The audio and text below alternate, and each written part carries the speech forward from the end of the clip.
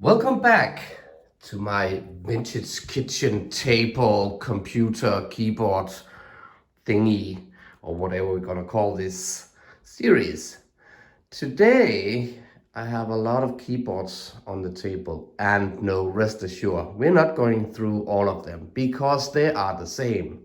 On the left we have the ANK 27102N, and on your left, we have the ANK 27102. These on the top, those three, and this one over here, I have cleaned them. So we will have to attack these two keyboards. Have a look and see why this ends with an N and this not. There must be some difference, or is there? So let's crack it open and let's clean both of the keyboards, and we will see if we can see why they have different model numbers. And yes, they are Olivetti PS2 keyboards.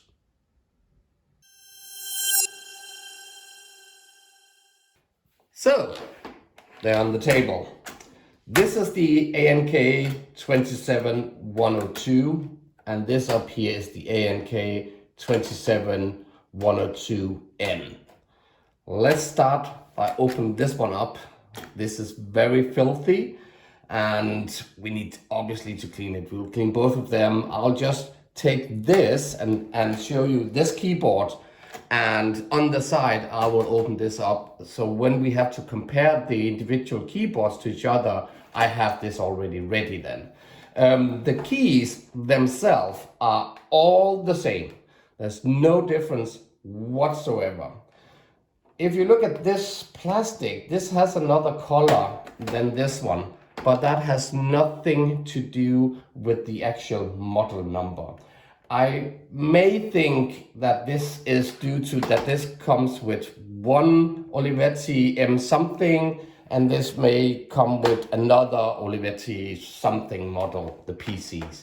So that's probably why there are differences in the actual color of the plastic, because I also have that color on this model that I already cleaned. So that's not the reason why. If I turn it around and have a look, they are the same again. The only difference, this is ANK 27102, and you guessed it, this is ANK 27102N. This one up here, the stands for the keyboard, as you see up here, that's broken off and I don't have it. So sadly that's gone. So let's show you the PS2 cable.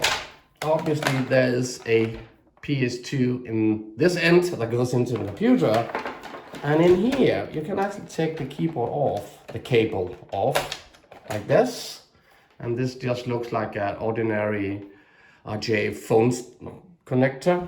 So that can go away and be cleaned.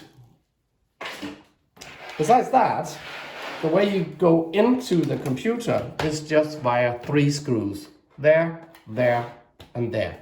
So let me just quickly unscrew this.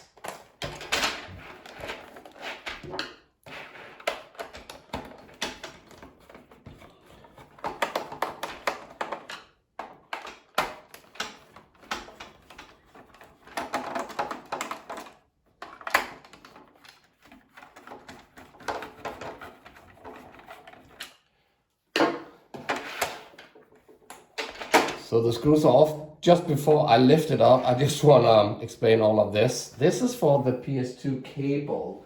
If I take back the cable, so it was hooked in here. So you could either like have it directly out, or you could move it to this side. You could move it all the way out here, all the way up here. This is actually a very neat feature. So you have the cable wherever the plug on the computer is. So that's quite a neat feature. Now, let's open it up. So I unscrewed these, and you should just be able to lift it up. Be careful, because now the actual keyboard itself could fall down. It still sticks a little bit to this plastic. Now let me just move this away, turn it around, and the screws will fall out. So let me move this away. There we go. 3 screws. And let me bring forward my, my Christmas gifts for my nieces. So that's where I put the screws so I don't lose them. So here we have the top. And now you can lift out the actual keyboard. This keyboard is very dirty inside, very dirty. So that's gonna be nice, filthy. And it can be a little bit of a problem to get it out, but eventually it will come out. Up here we have some lightings, and there is a PCB behind it that we need to attack very carefully. It has some ribbon cables going to the actual keyboard. So let me turn it around and let me show you, because this is one of the things you need to be careful about. I will show you how to open this one up. It's difficult holding it, so let me move it around and this way. So what you need to do is you need to lift up these, and then you can pull it out very carefully. And I want to explain, once I've taken them out, why you need to be careful. There are some holes and some hooks that you need to be careful with those. So let me just show you, maybe with a little bit better lighting. So I'll just hook it out very carefully. There we go. So if I turn it around and find my toothbrush and get rid of this first of all. So I hope you can see, let me see if I can show, oh, sorry, all out of focus. So I hope it's in focus. There and there, there and out. Where's the other one? There. There are tiny, tiny hooks. Tiny, tiny hooks. They fall into those holes that you easily should be able to see there. 1, 2 there, 1, 2 there. So be careful when you're pulling them out so you don't ruin this. Cool. So I will also show you how to easily put this back once we have disassembled all the keys and I have cleaned the keys.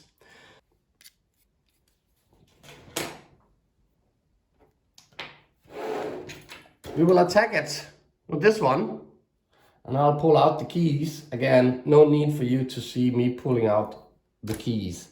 At the same time, I will do it with the other keyboards, so we have it cleaned at the same time.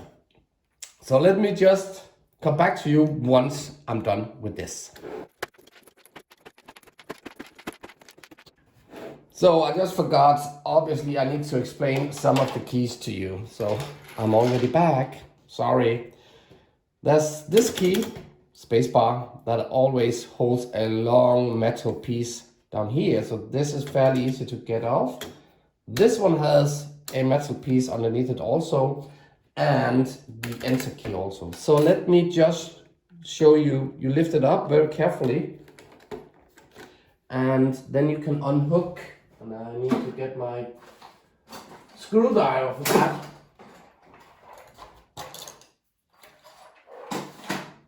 There we go, screwdriver. So I can just lift it up like this, and there's a spring over here. So there's a keyboard spring, and there's this metal piece. So as I will clean it, but not the metal stuff, I'll take this into this fine thing. So that's the space bar. Let's show you this one. This is just fairly easy. You just lift it up very gentle, and then it actually just unhooks itself. And you see it has this one. This, as you can see, is kind of like bending this way up. So it goes like this and it bends upwards when you assemble it again. So let's take this one off. And then we have the enter key. There we go. And it's kind of like the same, you just lift it up very gentle. This one is flat, so it doesn't matter which way you take this back. Cool. Now, those were the 3 ones that has special stuff. The rest of the keys are just the same rubber dome keys with a normal stamp, so it's no big deal to it. So let me now remove the rest and come back to you once that's done.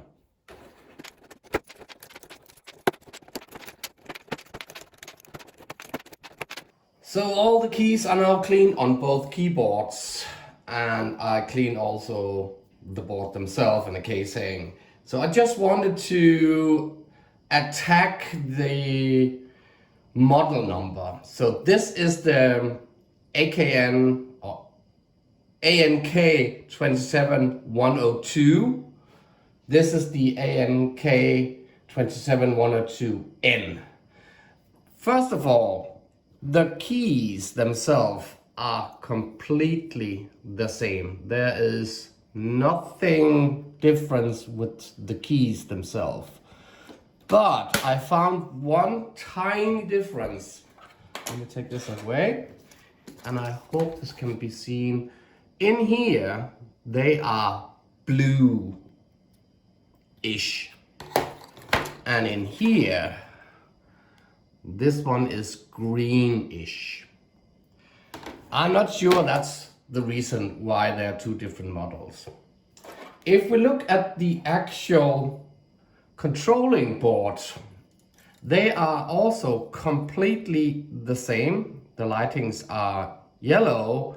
This one down here is a bit matte, where this is a little more transparent.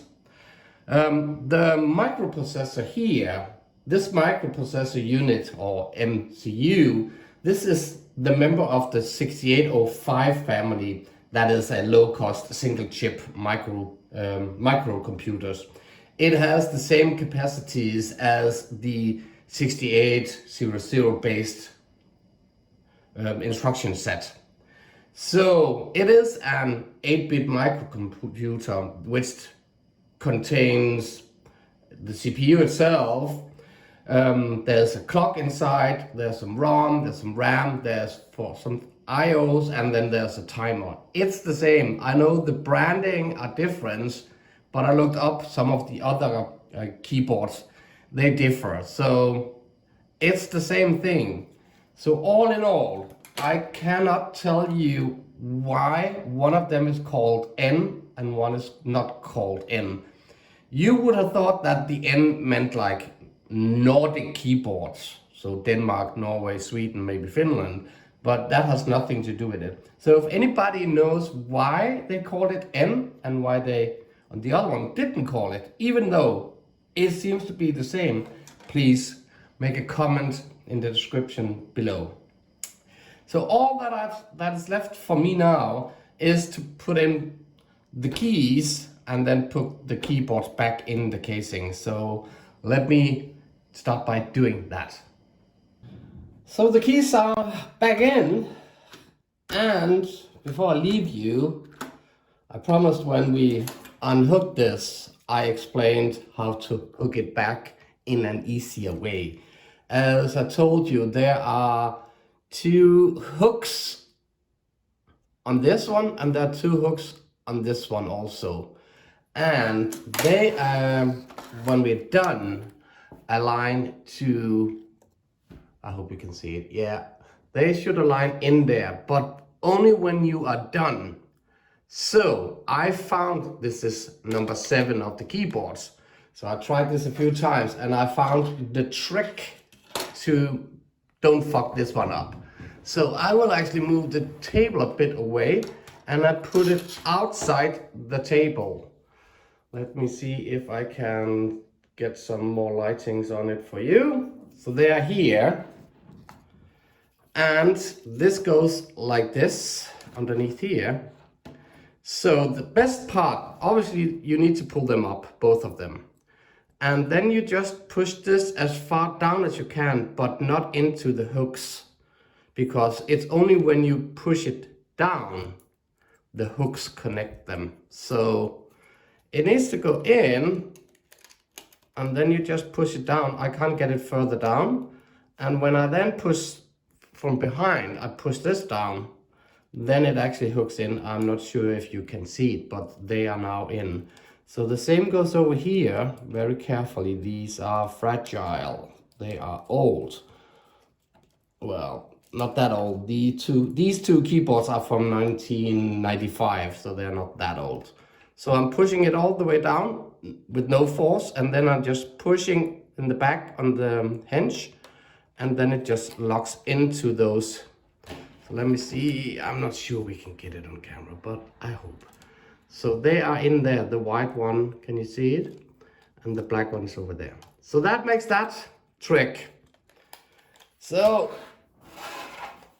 if I then move this around, place this up here, and I move the table back, so we're all in focus. So this just needs to be placed down. This needs to be placed down here. You need to ensure that the lights are in the 3 holes for that. That can be a little bit of a struggle.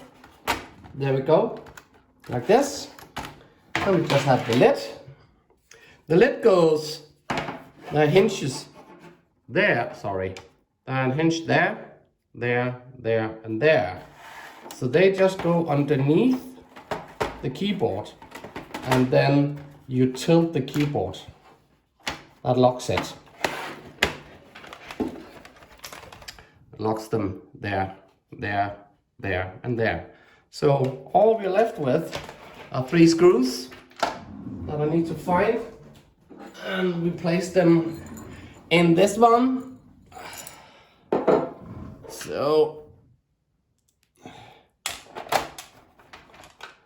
let me just get this off. So screw them in.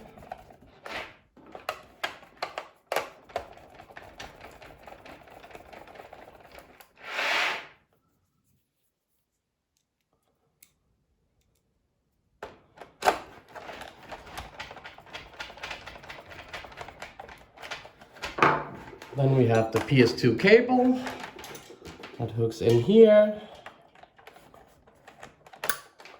And I want it, when I had got them, they were like this. I put it the other way, and the reason why is that I have then less cable, because it's a lot of cable. In order to get those in, I used to use a flat screwdriver and just gently press.